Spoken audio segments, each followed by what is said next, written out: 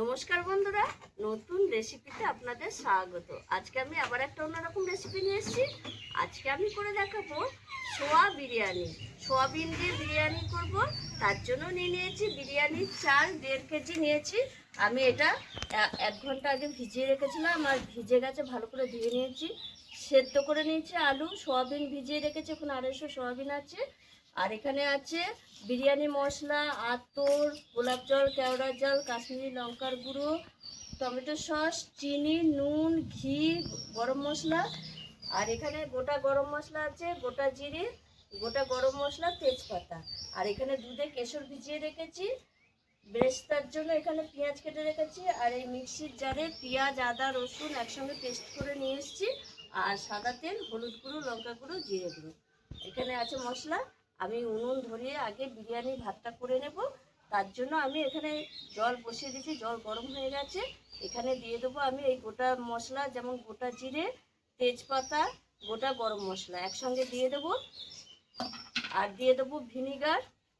Vinegar দিলে ভাতটা পরিষ্কার হয় আর ঝরঝরে হয়। 1 চামচ মতো দিয়ে দিলাম ভিনিগার। আর দিয়ে দেবো সাদা তেল।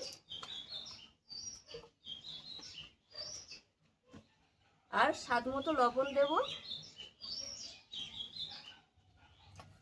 দিয়ে আমি চালটা দিয়ে দেবো। চালটা দিয়ে ভাতটা করে নেব। আমি এই 100%-এর মধ্যে 80% ভাতটা হবে, তারপরেই নামিয়ে দেবো।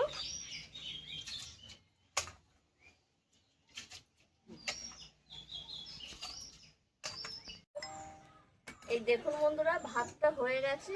আমি বলেছিলাম 100%-এর মধ্যে 80% হবে ভাতটা, তারপরে নামিয়ে নেব। 20% থাকবে, গরমেই হয়ে যাবে ভাতটা। এই দেখুন বন্ধুরা, একটু শক্ত আছে। এবার ভাতটা নামিয়ে আমি ফ্যানটা ঝরিয়ে দেবো। তার মধ্যে আমি কড়াইটা বসিয়ে দেবো উনুনে। আপনারা ইচ্ছে করলে কোনো চালনির সাহায্যে এটা ছেঁকে নিতে পারেন।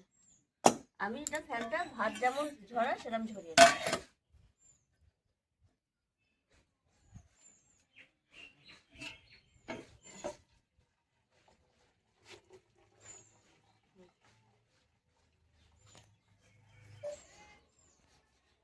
দেখুন বন্ধুরা, কড়াই গরম হয়ে গেছে, সাদা তেল দিয়ে দিয়েছি। আলুটা আগে ভেজে তুলে রাখবো, তারপর বেরেস্তা ভাজবো, তা নাহলে লেগে ধরবে।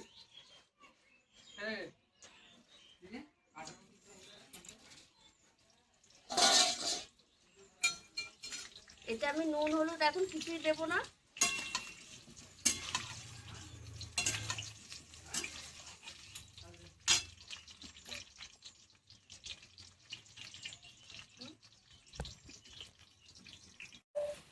আলু লাল লাল করে ভাজা হয়ে গেছে, তুলে নেব। দিয়ে এই তেলেই আমি বেরেস্তাটা ভেজে নেবো, পেঁয়াজের বেরেস্তাটা ভেজে নেবো। আর এখন আলুটা আমি কিছু দিইনি, মশলা যেহেতু কষাবো তার জন্য কিছু দিইনি।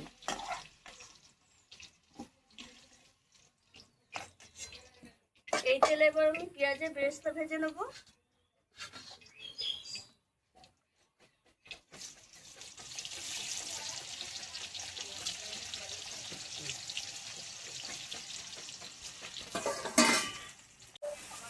সাউন্ডটা খুব আসছে। টমেটো সস দিলাম একটু,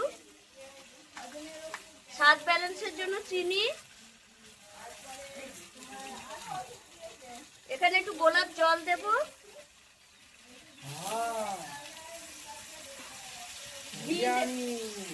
ঘি দেব।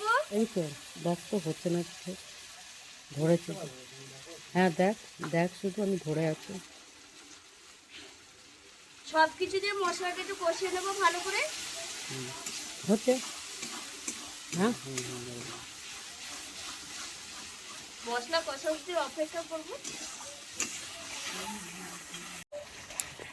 মশলা কষা হয়ে গেছে, এবার আমি সয়াবিন, সেদ্ধ করে রাখা সয়াবিন দিয়ে দিলাম। গরম জলে ভিজিয়েছিলাম সয়াবিনটা, দিয়ে জল থেকে তুলে দিয়েছি। এবার সয়াবিনের সঙ্গে মশলা একটু কষিয়ে নেব।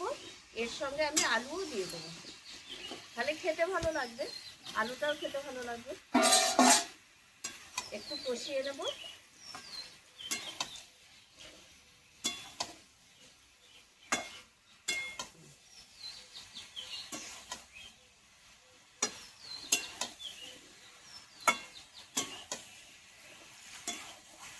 এইবার আমি একটু জল দিয়ে দেবো।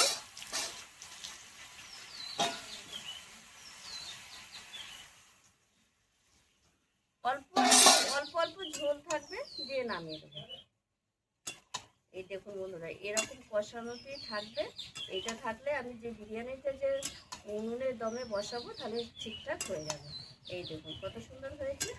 এবার আমি নামিয়ে নেব, দিয়ে বিরিয়ানির গামলা, এই গামলা সেট করব, সেটটা করে নেব, তারপরে দেখাবো।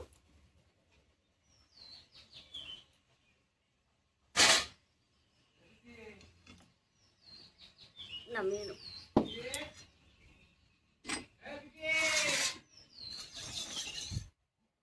এইবার আমি এই যে গামলা নিয়েছি, এইবার সেটটা করবো। হাঁড়িটা তুলে নেবো হাতে। একটা জল দিয়ে আয়।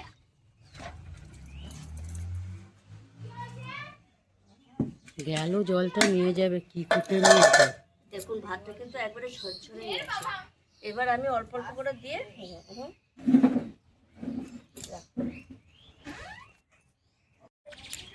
এইবার আমি সয়াবিন আলু কষাটা নিচে খানিকটা দিয়ে দেবো।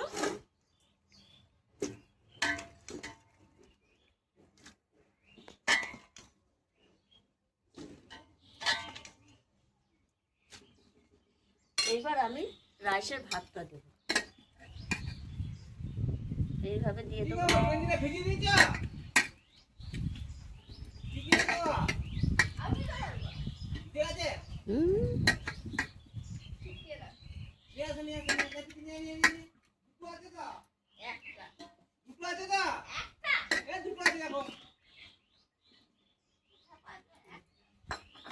এবার আমি বেরেস্তা দিয়ে দেবো, খানিক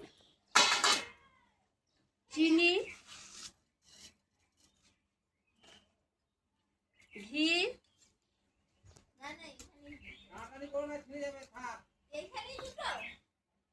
গোলাপ জল, কেওড়া জল, মিঠা আতর দেব। এইভাবে আমি পুরো বিরিয়ানিটা মানে সেট করে নেব। আবার দিয়ে দেবো এরকম সয়াবিন।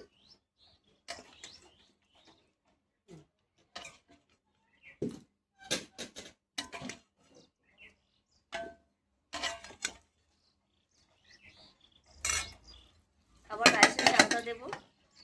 ভাত পড়ছে নিচে।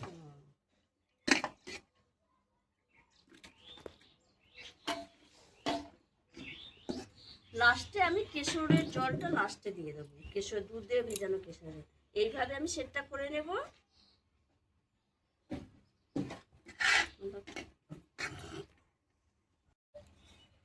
এবার এই কেশর ভেজানো দুধটার মধ্যে আতর, গোলাপ জল, কেওড়ার জল সব একসঙ্গে দিয়ে দেবো।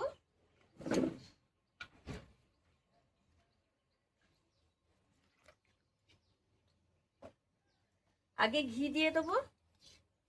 আমার চাল সব ভাত সব দেওয়া হয়ে গেছে। এবার ঘিটা চতুর্দিকে এরকম ছড়িয়ে দেবো। দিয়ে দেবো চিনি, বেরেস্তা,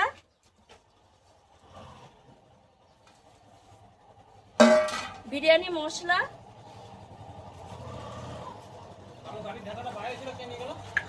এই তো কেশর, আতর, গোলাপ জল, কেওড়া জল ভেজানো এই দুধটা পুরো দিয়ে দেবো।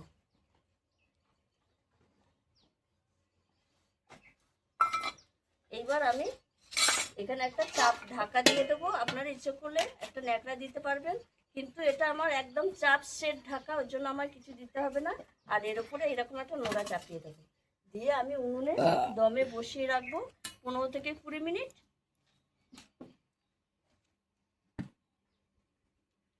লো টু মিডিয়াম আঁচে বসিয়ে রাখবো, তাহলেই হয়ে যাবে।